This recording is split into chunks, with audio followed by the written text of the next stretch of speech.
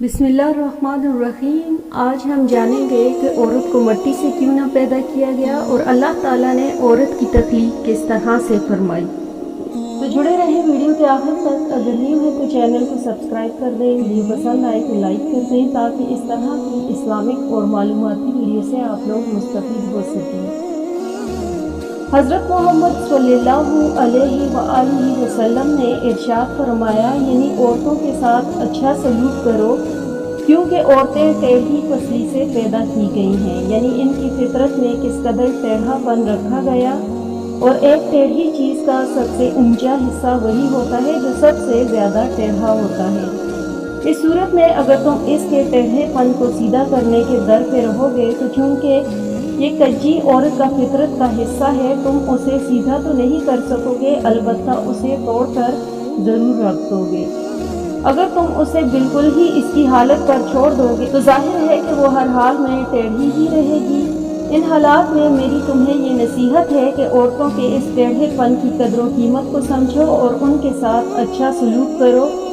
अगर इनका टेढ़ापन हद एतदाल से बढ़ने लगे तो इनकी मुनासिब तौर पर इस्लाह करो। औरत की फितरत का अजीब व गरीब नक्शा के हज़रत सल्लल्लाहु अलैहि वसल्लम का ये कलाम जिसका मैंने इस जगह आज़ाद तर्जुमा किया,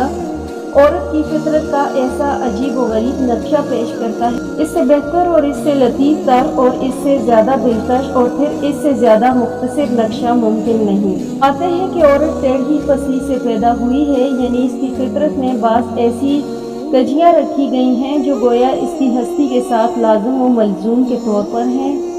इनकी इन कजियों और इस टेढ़ेपन को इससे जुदा कर लो तो फिर औरत औरत नहीं रहेगी, क्योंकि ये टेढ़ापन इसकी फितरत का हिस्सा है। बस अगर तुम औरत को औरत की सूरत में देखना चाहो तो तुम्हें लाजमन इसकी फितरी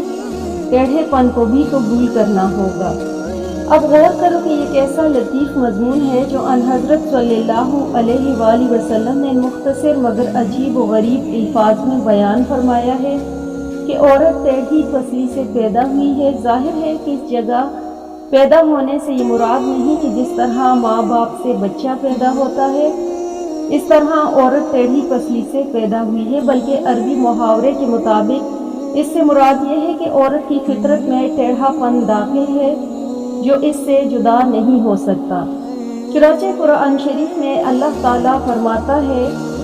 यानी इंसान जल्दबाजी से पैदा किया गया है, जिससे मुराद नहीं कि जल्दबाजी के मवाद से इंसान पैदा हुआ है, बल्कि मुराद ये है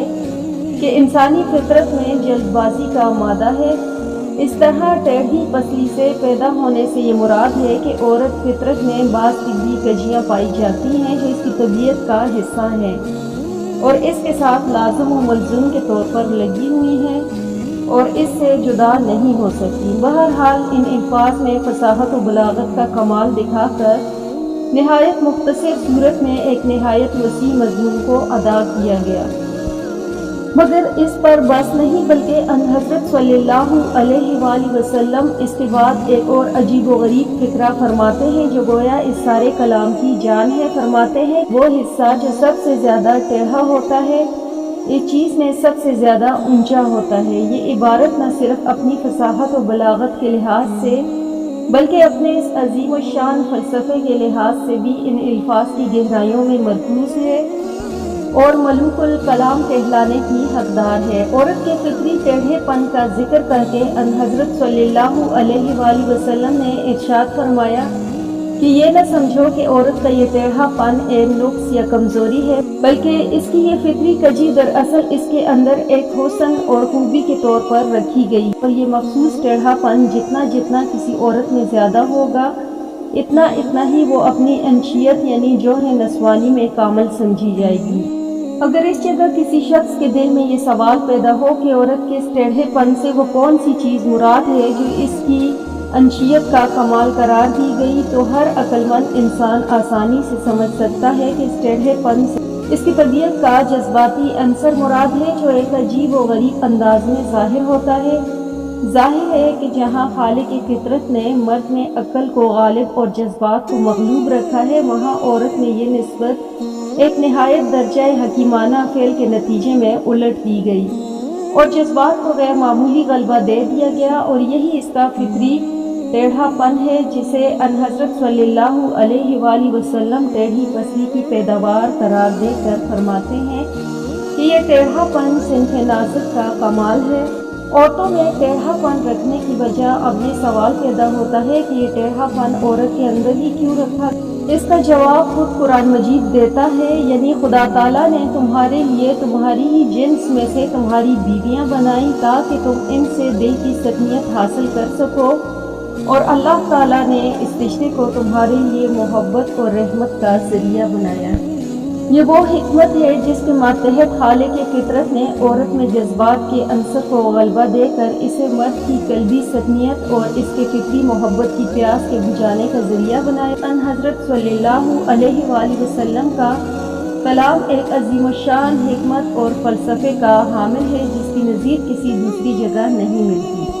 خلاصہ کلام یہ ہے کہ ان حضرت صلی اللہ علیہ وآلہ وسلم کی وہ حدیث جس میں عورت کو ٹیڑھی پسلی سے پیدا فرما کر قرار دیا گیا اور پھر اس ٹیڑھے پن کو اس کی صنف کا کمال بتایا گیا، ایک نہایت عجیب و غریب حدیث ہے جس سے ان حضرت صلی اللہ علیہ وآلہ وسلم کے کلام کی شان کا نہایت نمایاں ثبوت ملتا ہے، اور اس لطیف فلسفے میں جو صنف نازک کی نفسیات کے ساتھ تعلق رکھتا ہے ایک ایسی لطیف روشنی پڑتی ہے جو کسی دوسری جگہ نظر نہیں آتی۔ اور کمال یہ ہے کہ ان حضرت صلی اللہ علیہ وآلہ وسلم نے یہ سارا مضمون صرف چند مختصر الفاظ میں ادا فرما دیا۔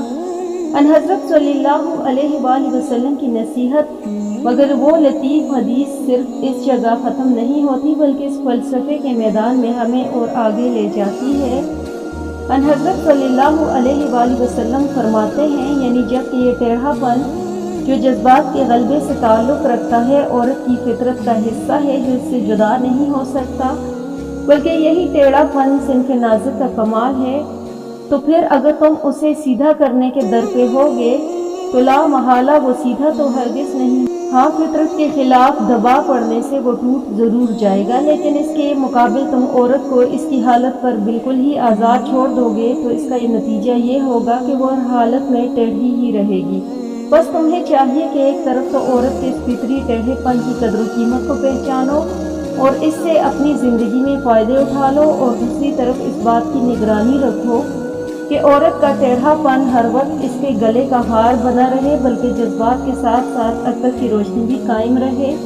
اور تمہیں چاہیے کہ بہرحال تم عورتوں کے ساتھ اچھا سلوک کرو کیونکہ وہ ایسے عناصر کا مرکب ہیں جن میں دونوں طرف غلطی کا اندیشہ ہے۔